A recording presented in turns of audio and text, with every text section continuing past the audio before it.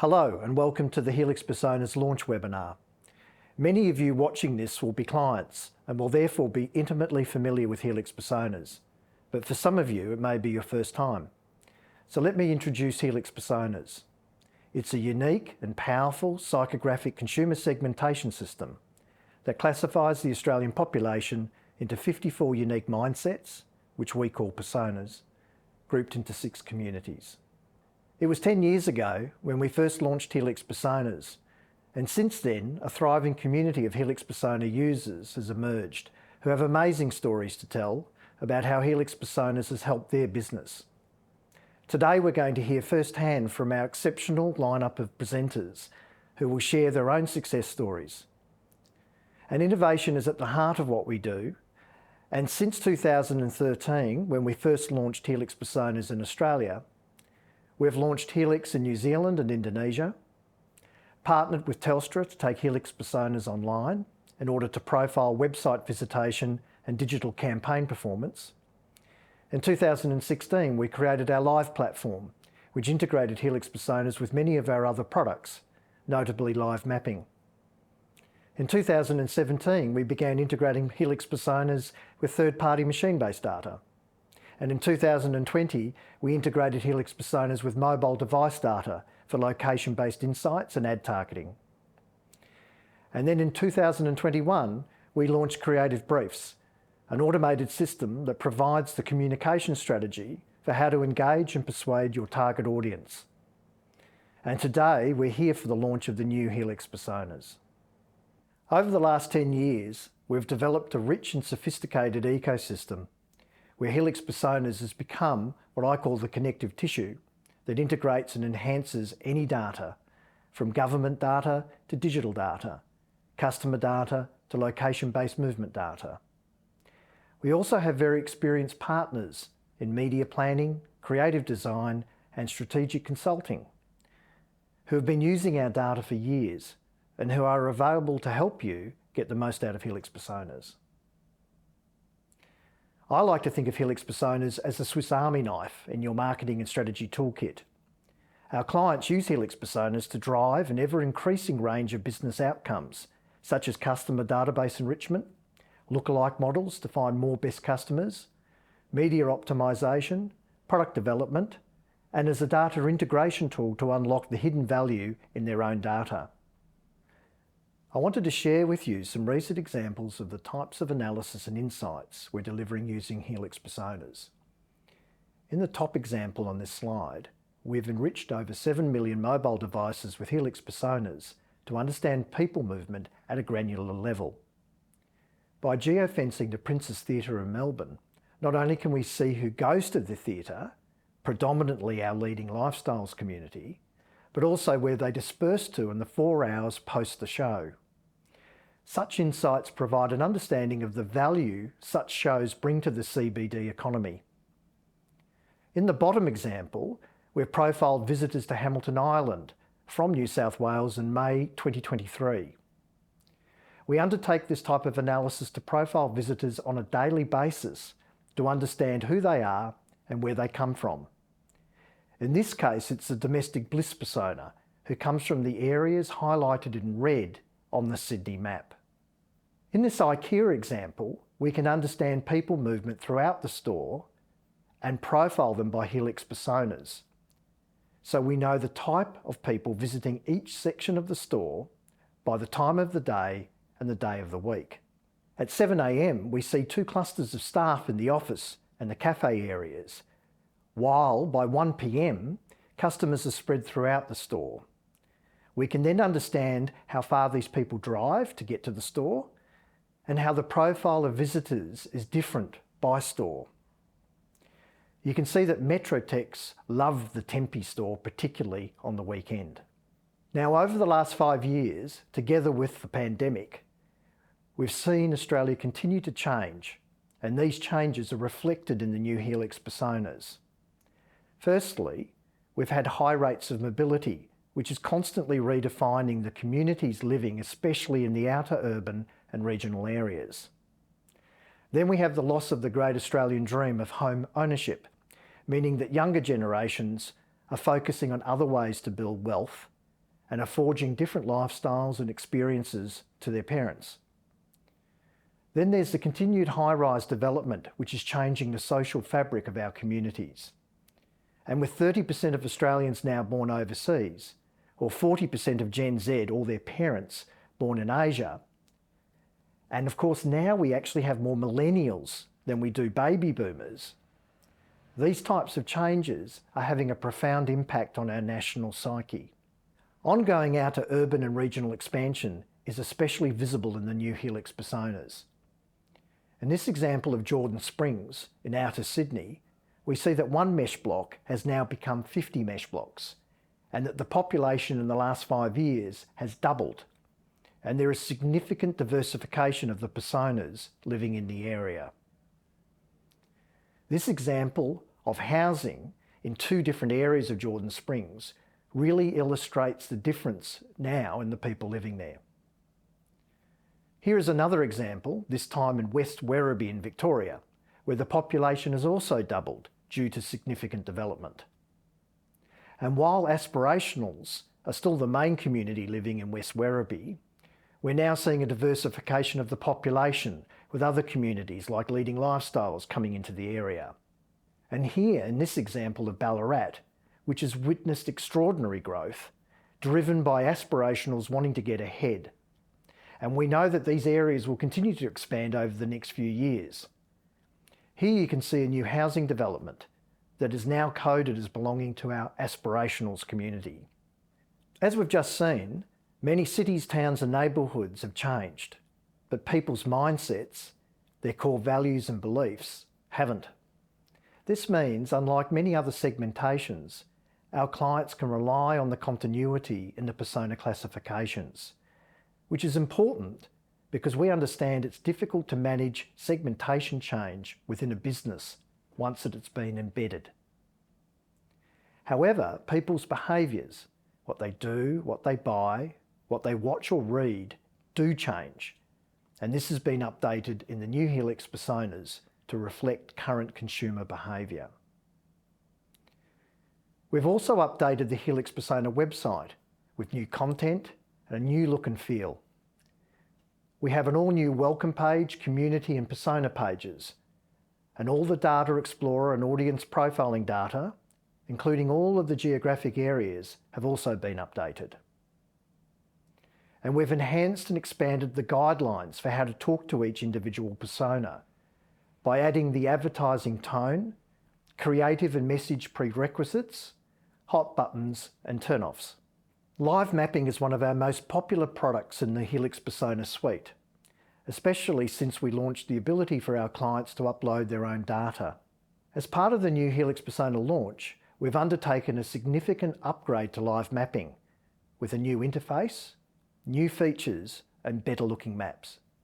We surveyed our clients and asked them about their experience using Helix Personas and live mapping and what new features they'd like to see.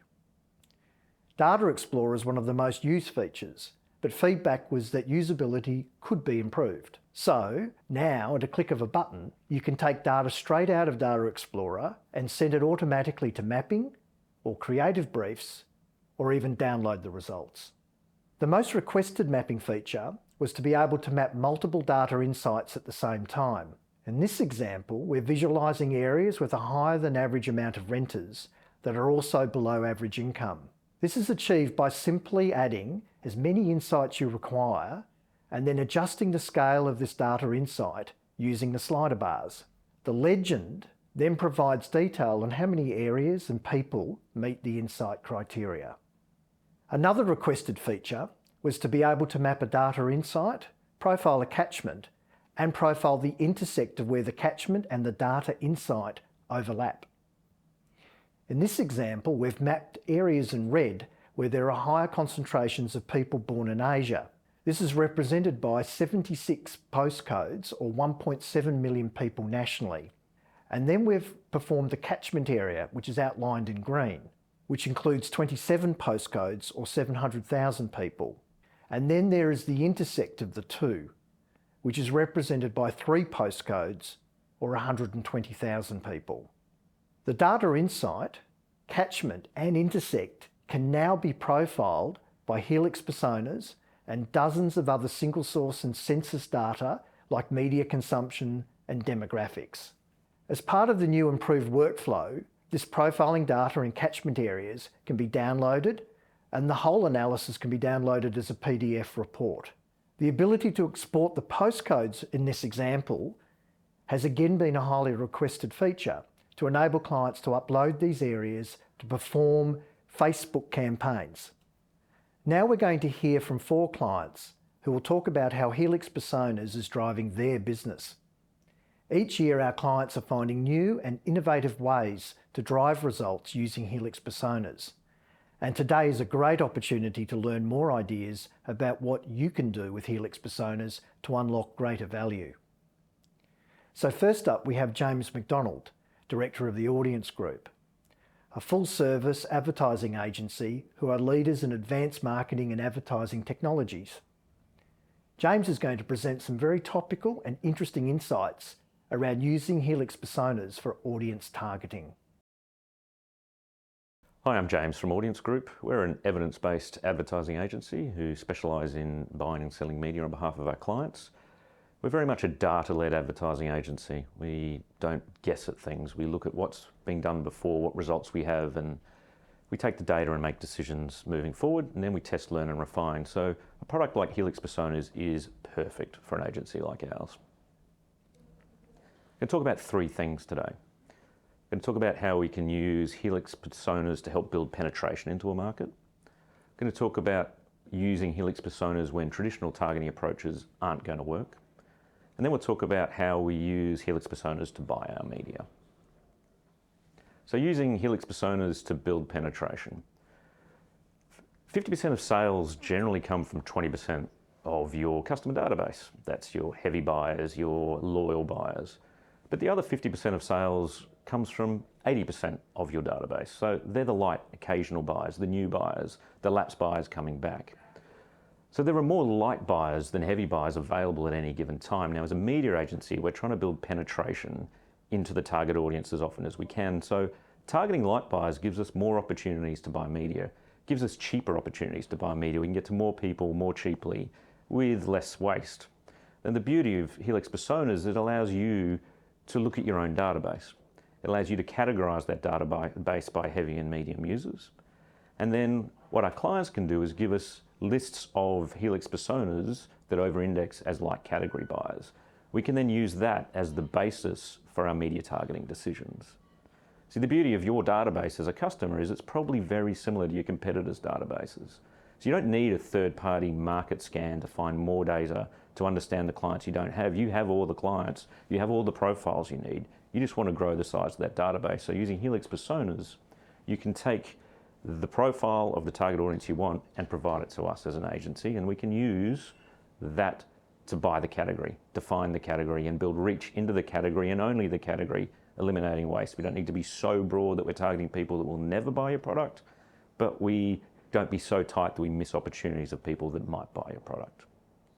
With the deprecation of cookies and the loss of third-party signal, trying to target on media platforms is going to become increasingly difficult. But using Helix Personas as our match key will allow us to maintain that sort of targeting approach in this world without cookies. Another way we use it with our clients is some of our clients have proprietary scoring systems for their leads. There might be a financial score, it might be a propensity to convert score. Now, as an agency, our clients won't necessarily want to provide us with that proprietary information. What Helix Personas allows our clients to do is to take their scoring, apply it to Helix Personas and pass those personas to us as an agency. So we can action that scoring system to get better quality leads, higher value clients, clients more likely to convert without ever knowing the secret sauce on our client's end. And finally, I think it's very good that Helix Personas is around for us and being used by our clients, because with the increasing onus of privacy legislation coming within Australia, we've seen it in Europe and we've seen it in California and now in Texas, but with all these privacy concerns coming on board, Helix Personas allows us to ethically target people without using their first-party information. It allows our clients to build audiences without having to reveal first-party data to us as the agency, and we don't have to reveal first-party data to the media. We don't have to upload lists to Facebook. We don't have to give any data to Google that might go offshore. We can use Helix Personas as a valid proxy to target people without ever compromising privacy. So this ethically targeting without third-party data is one of the secret weapons of Helix that is vastly underutilized. Now, we still use Helix Personas and segmentation in a more traditional sense. We take our clients' data, we run it through the Asteroid program, we look at the heavy, medium and light uses of media. We find the right media channel. We might find people that are a segment that's heavy radio listeners or light TV buyers. We still do that, and that's really important. And we call that positively targeting our audiences. So we'll take a seed list from our clients of maybe the top 15 Helix Personas, run it through Asteroid, and find the media that's most likely to get them. On the flip side of that, though, when we get to a digital channel, that doesn't always work for us because we find the audience is too constrained. We find that by only targeting certain personas, we're missing out on people that might buy us. So the way that we've found that works best for us on platform, for a lot of our clients, is to negatively target personas. That is, to negate those personas that we know will never buy our client's product. In doing so, we're still getting a broad enough reach into the digital audience to get the response we want, but we're also eliminating as much waste as possible. And we buy those personas on platforms, on the Meta platforms, on the demand side platforms that are available for us. They're easy to execute and they're very easy for the traders to execute and understand what they're doing. We do both positive and negative targeting with personas to try and ensure that our media targeting is broad enough to work, but not so broad that we're wasting our clients' media investments. Well, that's great, but hey, does it work? Well, it doesn't work all the time, but when it works really well. And the important thing is, this isn't the single bullet in your gun. This is one of the many strategies that we should be using. When it works, we've used it recently for a client in a display advertising campaign where it was the first time we'd used display advertising and we had control markers to see if it was working or not. And this campaign drove new sales for our client. And the good thing about the Helix Persona targeting is we tested it against other methods. Compared to lookalike targeting on platform, the Helix Persona targeting was 3.5 times more successful with delivering profitable clients to our customer. And compared to the other third-party behavioral segments and targeting options that were available on platform, Helix Persona is between 1.5 times better and 4 times better. So when it works, it can work extraordinarily well. You can't use it only, can't use it in isolation, but as part of the media mix, it's vital for success. We've used it in video as well, and we're using this for short-term video success here. When we used it for another client recently, we saw a 1.5 times, or almost 1.5 times, better result than broad targeting or no targeting or demographic targeting. So it definitely works when applied well, both positively and negatively. So to sum up, there are 3 important things we're using Helix Persona in media. One is it helps us better define our target audiences to buy the category. It's done in a very privacy compliant way. And it gives you the flexibility through negative, positive targeting or buying on platform against other third-party data sets to see if it's working or not. For us, it's the evidence we often need to deliver evidence-based advertising to help our clients buy their audience, not just media. Wasn't it fantastic to see some really outstanding real-world metrics around how Helix Personas has performed multiple times better than other campaign options, as well as James's pertinent comments around Helix Personas and ethical targeting and privacy compliance. Next up, we have Nathan Crook, VP of Marketing for Ticketmaster, the world's leading live entertainment ticketing and marketing company. Nathan is going to present an interesting B2B2C example of how Ticketmaster is using Helix Personas. Hello, my name is Nathan Crook. I am VP of Marketing at Ticketmaster. Ticketmaster is a global leader in providing a full end-to-end ticketing solution for our clients who are venues, artists, promoters and producers.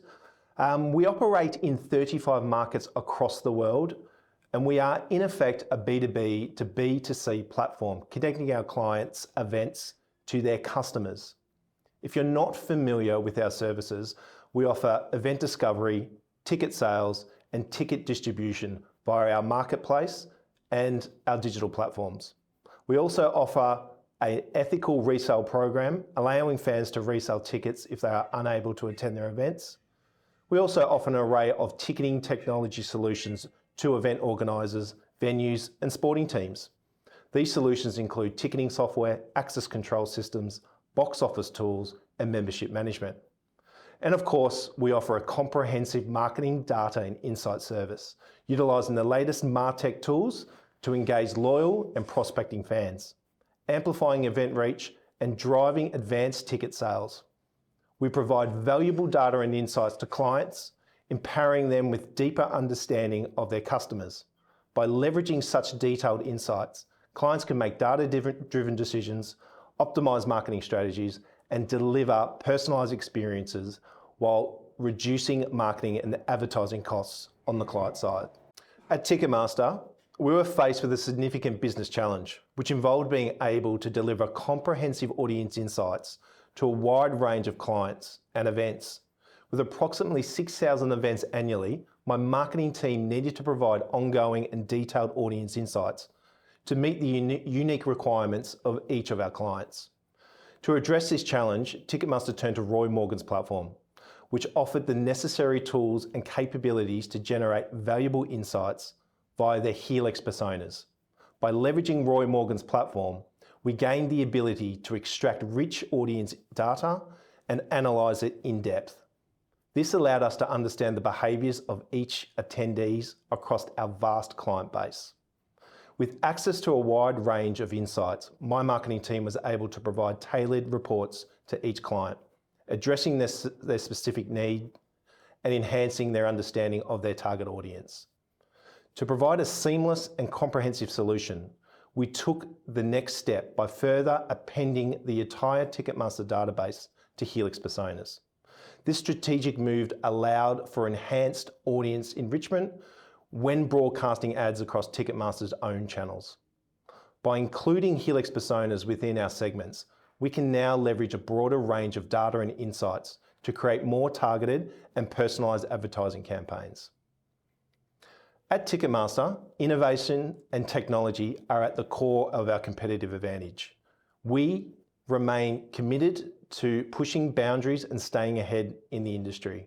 We recognise that the evolving customer expectations and emerging technologies shape the ticketing landscape, and we are dedicated to embracing these changes to continually deliver exceptional experiences. In addition to our focus on innovation and technology, we understand the challenges associated with delivering new products to an audience that is market ready. We recognise that in the live entertainment industry, convincing stakeholders to embrace and adopt new technologies can be a complex task. In tackling this challenge, we employ research and audience profiling as essential components to our approach. By utilising detailed reports generated through Helix personas, we can provide evidence to our clients showcasing that their customers are indeed prepared for the next phase of fan-centric technology. In this use case, Ticketmaster places significant emphasis on analysing the product adoption curve, as outlined in the persona reports. Understanding the product adoption curve is crucial for providing evidence to clients of the readiness of their customers to embrace new technologies and innovation. This analyst has been vital in the rollout of our digital ticketing solution and identifying events that are most suited to embracing our latest fan experience value adds. We have expanded our usage of Roy Morgan's platform. We now help our clients pre-on sale by better mapping out target audiences. We find that the Data Explorer is a great tool for this.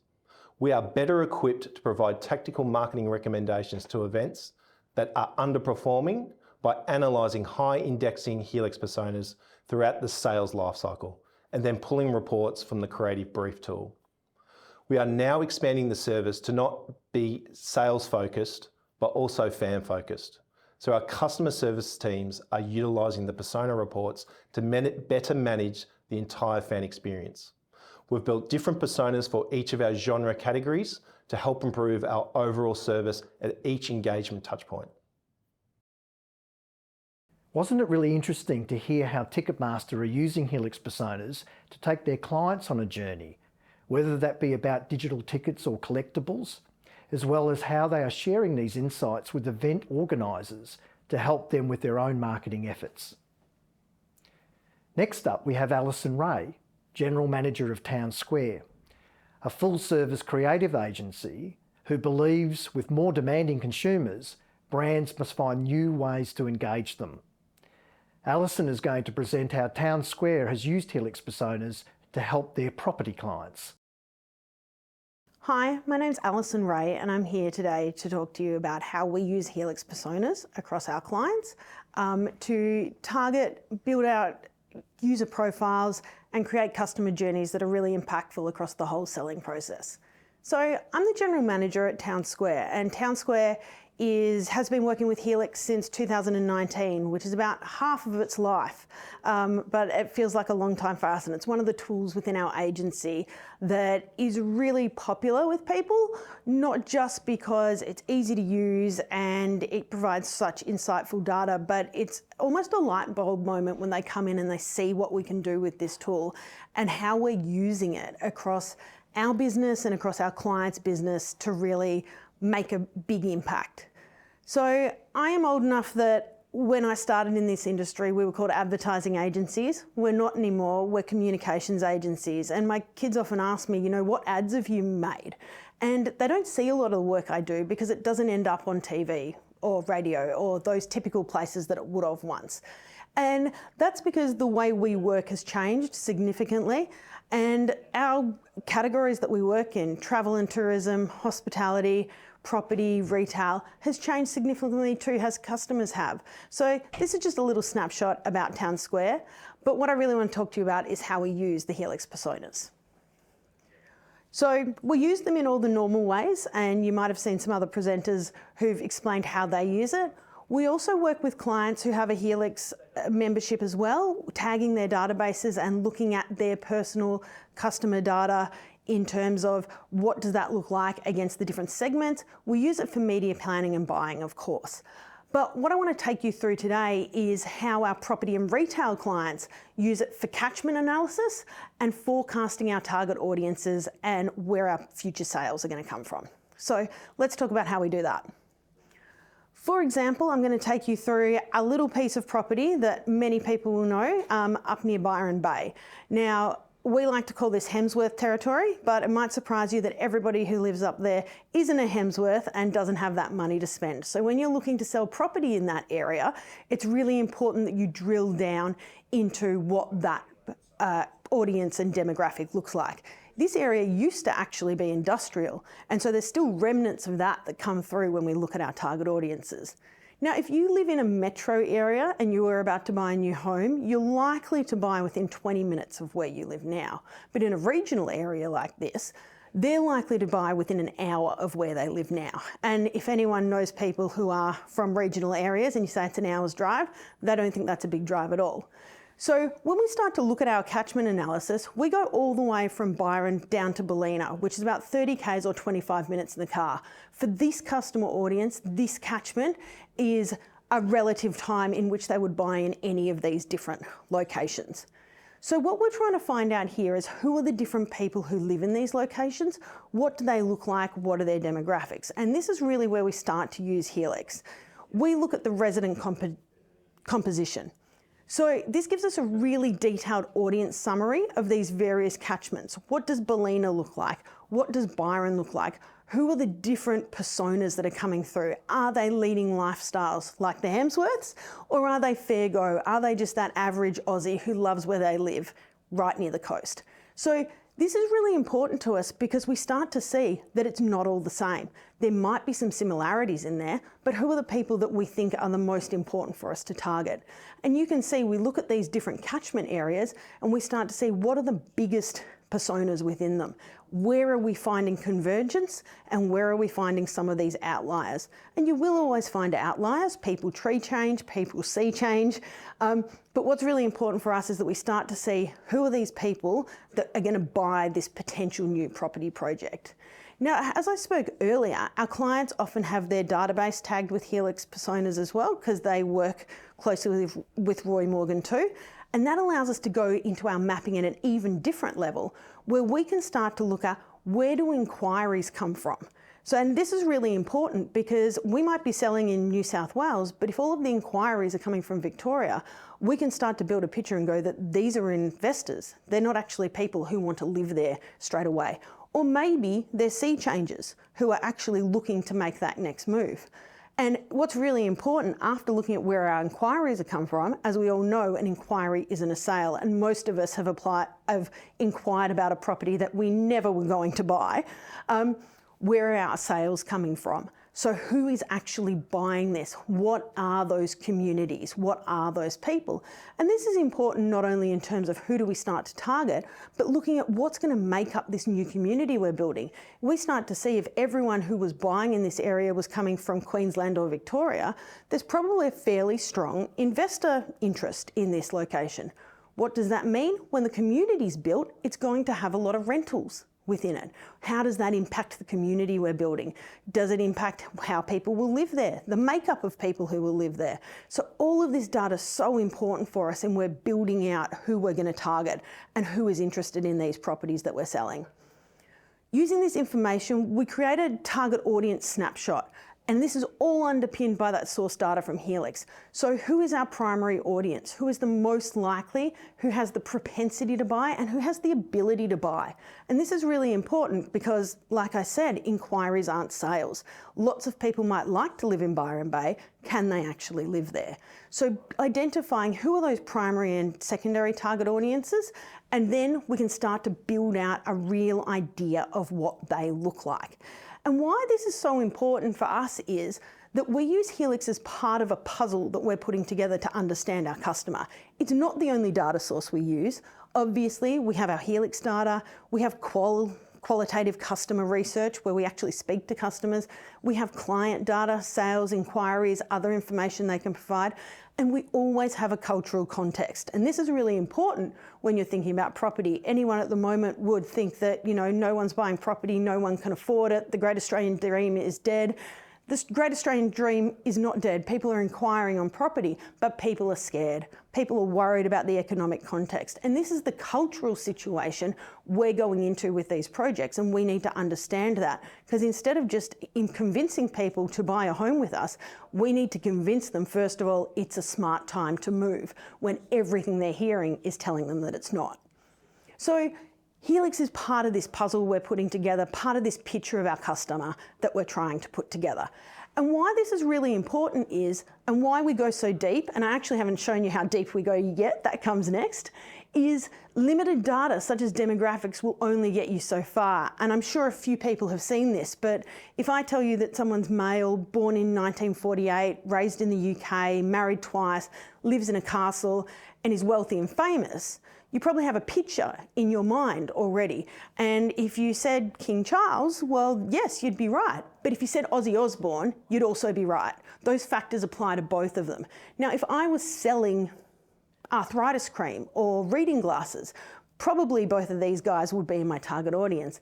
But the fact is I'm selling property, and this is the largest single purchase most people in the world will make in their life. And it is also the most emotional, logical purchase most people will make in their life. And anyone who lives in an older Federation renovated home that they fell in love with and then froze through their first winter understands that you don't always make a logical decision when it comes to property. So when you only go so surface level with the information you're looking at, you don't get into the detail of need states, of their problems and challenges, of their drivers and aspirations, and of the values of the audience. So both King Charles and Ozzy Osbourne might need reading glasses, but I don't think they want to live next door to each other. And that's the information that we're trying to build out through this process, and where Helix Personas really comes in. So using the information that we're gathering through Helix Personas, we create these bespoke personas for our projects based on who our buyers might be. So these aren't about saying they're leading lifestyles or they're making the rent. It's actually taking that and turning it into real people. So I might have Adam and Alana, who are our first home buyers who've lived in the area and they're ready to move out and make something their own. I might have Mike, who's an investor, and he's gathering properties along the eastern seaboard to build his future.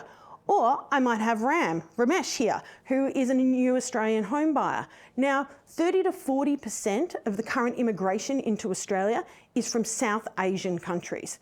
And these countries, the people are coming here for a better life. They're coming here and they're looking to buy new. They don't want to renovate. They don't want to buy into those older suburbs. They want to have something new and different. So you can see here, building out those demographics is really important, but also understanding what's their role in the process. Who's their influence? I talked about Adam and Alana. Their influence is going to be their parents, but not to any extent as Ramesh and his wife, who the family and how they consider the purchase as aspirational, as a move up in the world, is going to be so much more important for this audience. And that's another consideration. How might their future look? These guys probably have some kids now, might want to have more kids in the future, but they're probably also thinking, what about if my parents come and live with me one day? So that starts to get down into what kind of land and houses are applicable. They want a house that has an ensuite of 2 of the bedrooms, because therefore they can have a multi-generational house. So these little things start to impact not just what we're putting out in the market in terms of comms, but actually the product and the diversity of what we're offering to people. And by doing this, we get into the nitty-gritty of what these guys really care about. Mike, the investor, isn't asking anyone their opinion, because he knows he's got his information, maybe his financial planner, but certainly not his parents. Whereas for Ram and his wife, they're going to be talking to their parents about it. And there's some cultural watch outs as well. So for example, if I gave these guys a brochure with a beautiful house with a ColourBond roof in it, and the parents saw that, the parents' associations with a ColourBond roof is that it looks like slums, which quite often is it can look like in South Asian countries. Now, Mike's not going to have that. Adam and Alana aren't going to have that. But culturally, that's something that's really important to this audience. And that's why we go this deep, to actually understand what's going to impact in terms of the visuals they see, in terms of the script of our sales agent, in terms of the website, all of those different things.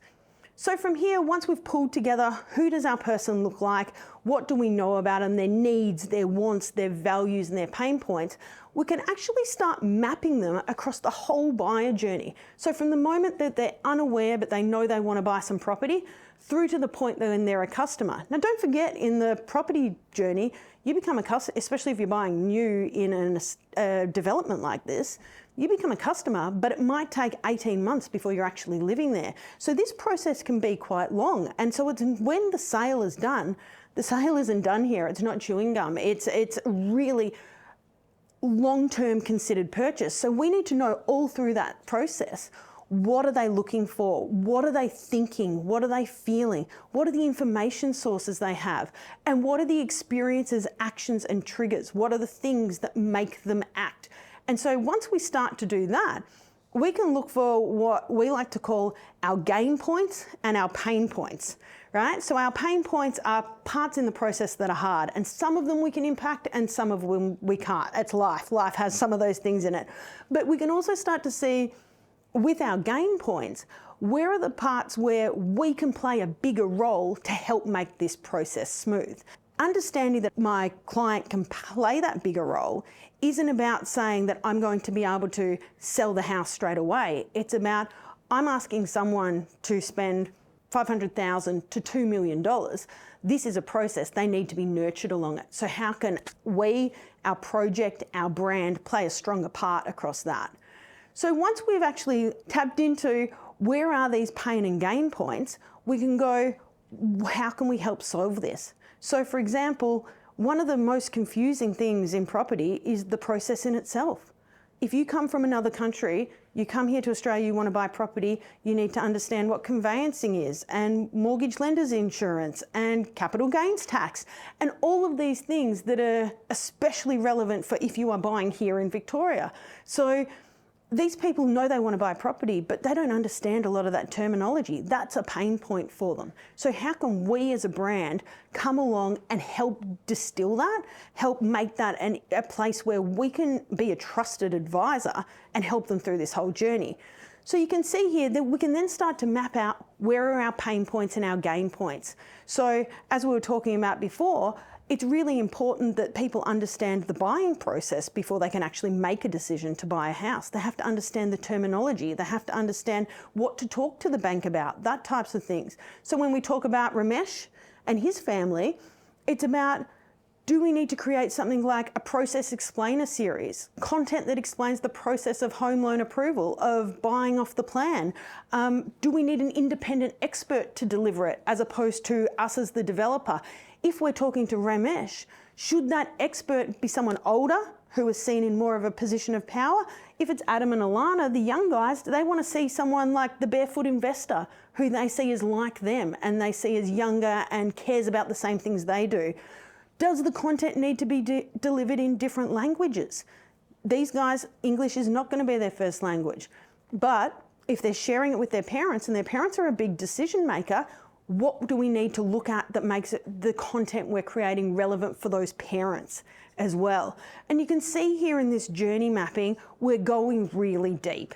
When we're going really deep because this impacts every point of the sales journey.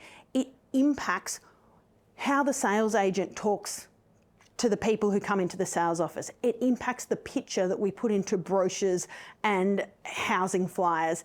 It impacts the website. It impacts the languages. It impacts where we can make a difference in people's lives as well. And all of this is underpinned by this Helix data. And one of the greatest tools I find in creating this type of work is using that persona data, finding the people, but then getting into that tool called Creative Briefs, where it goes down to language, it goes down to tone, it goes down to motivations and considerations. These are the values and the things that we can actually pull those levers. We can change the script for the sales agent. We can change images. We can create different language versions that actually let us treat every single buyer as an individual and understand that their journey is going to be different and that we need to nurture them along that.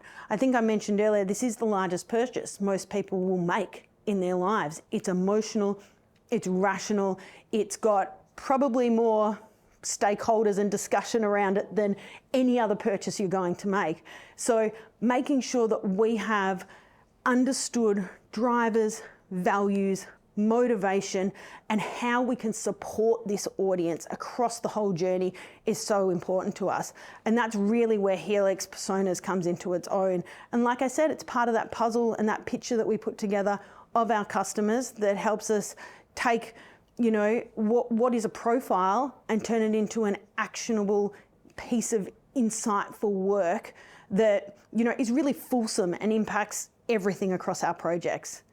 So thank you very much, and I hope you've enjoyed understanding how we use Helix Personas to come to life for some of our property clients. Wasn't that a great example of using both Helix Personas and live mapping to understand a target audience, and then creating detailed customer journeys based on understanding the audience's core drivers? Also, the creation of these bespoke personas is something any of our clients can do using our Creative Briefs tool, so your final segments are truly unique. Our final presenter is Ed Coper, changemaker at Populares, a strategy consultancy that works with brands who care about their communities and want to connect with them on their values. Sounds like a perfect match for Helix Personas to me. Ed is going to present how Helix Personas help change Australia. What else can I say? Hi, I'm Ed Coper from Populares, and I'm going to talk to you today about how Helix Personas helped change the country. So the case study that we're going to talk about, and in case you don't follow politics closely, is about something that happened in the 2022 federal election. And that was that in a bunch of inner city, very affluent, traditional Liberal Party heartland seats, a few community-backed independent candidates who were largely female, focused on climate change and integrity, all managed to take these seats off the Liberal Party. And these seats were really the key heartland. A lot of prime ministers had come from these electorates, very much blue blood, deep Liberal heartland. So the case study that I'll talk to you today about is how we managed to convince a lot of voters to switch their lifelong brand loyalty from the Liberal Party to support a Teal candidate. And as you can see on the slide there, the Macquarie Dictionary in fact had Teal as the word of the year, because that's now become the collective term and the brand that we know these candidates from. So first of all, just a little bit about what a political campaign is usually like. And if you're a marketer in the commercial space, you might see that the status quo around a political campaign is a little bit behind the curve for what you'd expect to see in a large-scale marketing and advertising campaign these days. So the usual political campaign has a few features. It really focuses on above the line spend and content, and then we'll push that below the line as an afterthought. It's more spray and pray, counting the tarps of a campaign. It focuses on demographics as its key model of segmentation. And the message is one size fits most. So what is the lowest common denominator message that I can say to everyone and appeal to as many people as possible? It's also policy focused, and this is a big misconception in politics, that people will vote for policies that favour them, when in fact their triggers are actually much more values based. So what should a campaign do, a political campaign? It should be below the line, it should be laser targeted in terms of its message, it should be psychographic rather than demographic, which is where the Helix pixels come in, the Helix personas come in. The message should be differentiated, so you can say the right thing to the right person. And of course it should focus on values as the key trigger that decides how we vote. So the challenge when you are running a political campaign in a Teal seat is that you usually have quite a different dynamic in a normal political campaign, where you have a group of voters and then a section of them might care about climate change, and you're trying to find your climate change message to the overlap in that Venn diagram there, and who are the voters who care about climate change. Now, the problem with the Teal political campaign is that the Venn diagram between voters and people who care about climate change is just a circle. Every single voter has the same issue priorities there, and so you need a form of segmentation that goes a little bit deeper and more nuanced than the usual political campaign that will just look at which people care about which issue. So how did we solve this problem in the Teal seats? Well, here you can see an image from the mapping tool where we were able to look at what are the Helix personas and how would we allocate these to different types of nuance around a message about climate change. So the example there you can see on the left, you see the mesh blocks that we identified where people might respond to a message, I believe in economic responsibility and environmental sustainability, I want a successful leader. Compared to the mesh blocks on the right, where you see I'm passionate about climate change and equality and want a leader who will act on these. So these are kind of two very nuanced messages around the same kind of theme, but we identified the Helix personas like your blue chips, your 101s, etc., that might respond to one or the other, and then we could map them. So Helix became the real solution for the depth of segmentation that we had to go through in these campaigns. It wasn't the complete picture. What we had to do was take something which is a data set that is largely built for the purpose of commercial application, what are the buying triggers, how do values relate to those sorts of consumer choices. We had to layer over that our own political insights. But it was a great data set that allowed us to do that because it thinks about values. We're able to look at that and say, if a person has those sorts of Helix values, how would we overlay that with a political worldview? How would we overlay that with political issues, which we could use our in-house experience and knowledge from politics to overlay that over Helix personas? And the other thing it had to align with, obviously, is the campaign values. So it was no good if the Helix was telling us that people might care about something that the candidate didn't and the campaign didn't. So we had to join the dots there. And as you will have noticed in these campaigns, climate, integrity, treatment of women, these are the types of issues that really came to the top. So that gave us our complete picture, where we were looking for the centre of that Venn diagram of messages that connected on those issues with Helix personas that we knew from our political overlay would really resonate with them. Now, the things we did with Helix would be familiar to you if you've used Helix before, and just as applicable for a political campaign as well. First of all, we needed to use them to understand what are the values, motivations and triggers of people in these electorates. We then use it to segment, so how would we group them together into coherent segments that all might respond to the same type of message. We could append data, so political campaigns collect a lot of first-party data, and so we could combine that with other data sets and append other pieces of data like Helix to it. And then obviously we need to target. How do we find those people and how do we persuade them? And the main tactic that we did there was digital marketing and really using digital advertising to find and persuade people using this segmentation. So the first key way that we used Helix, as you can see from examples here, is around messaging. What are the things that these campaigns have to say? So you can see in a few examples here, there's a flyer from Kooyong that features Malcolm Turnbull. There's another ad from Wentworth in Sydney that is an article from the Financial Review. There's another ad with an old white guy who's voted Liberal his whole life. And then another from Mackellar where the candidate was a GP with a message of trust your local doctor.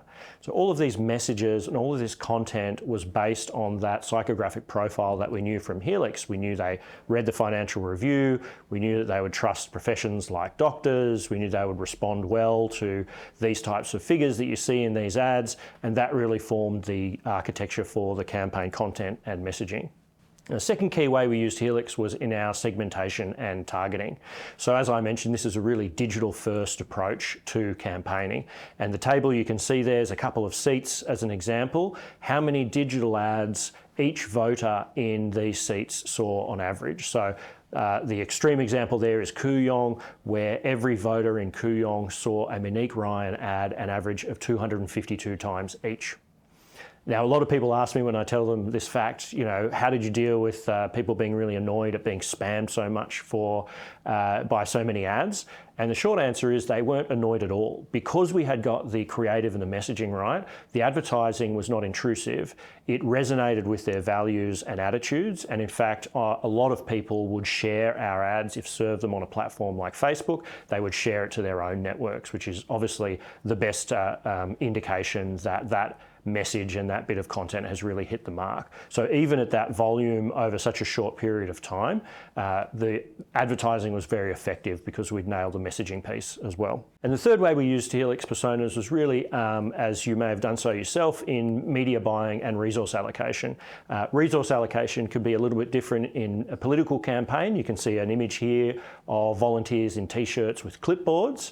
That is, door knocking types of organising activities. You can use Helix and Helix mapping to say, these are the doors we think you should knock, or the priority ones you should start with. And we could also use it to say, here's the script you should use when you're at that door. Use this script on these doors, this script on the other doors. And obviously for media buying, so the out-of-home efforts were really targeted and driven by Helix. You can see an example here from Wentworth. We had mobile bicycle billboards, and you could give the riders a map of which routes to take so that they could get the best areas you knew would have the right audiences. And you can see an example here.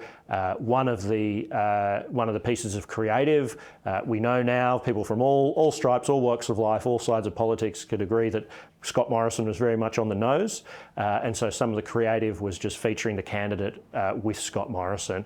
And you can see in this one, poor old Dave Sharma of Wentworth saw it riding past, flagged down the bicycle billboards, took a photo and promoted it and amplified it to his own network. So we would see that as a very successful piece of advertising where even your opponent is sharing your ads. So those are the key ways we used Helix to really drive these campaigns. And the results, you can see, were wildly successful. There were 7 successful Teal candidates in the lower house and 1 successful Senator David Pocock in the Senate in the ACT. And you can see some of the media buzz about the results there on screen, with much of it calling out the sophistication of the campaign. What they couldn't see was that below the surface there was Helix personas were really key to driving a lot of those insights, the messaging, the segmentation, targeting, and mobilisation piece as well. Thanks a lot. So if any of you were wondering how the Teals did it, now you know. They were using Helix personas to understand, target and persuade voters. What a terrific way to end our presenter session. Now I hope that you're all as excited as I am about the new Helix personas and live mapping platforms. So I wanted to take you through what happens next. Now the great news is that the new Helix personas and live mapping are ready now. All of our existing clients will be automatically upgraded to the new platform. And over the coming weeks, our client services teams will be in contact to help you take full advantage of the new features and unlock the platform's full potential. And for everyone else who is not a client, please contact us via email or phone to organise a demonstration. I'd like to thank you all for watching this webinar, and I hope you have found this session both interesting and informative.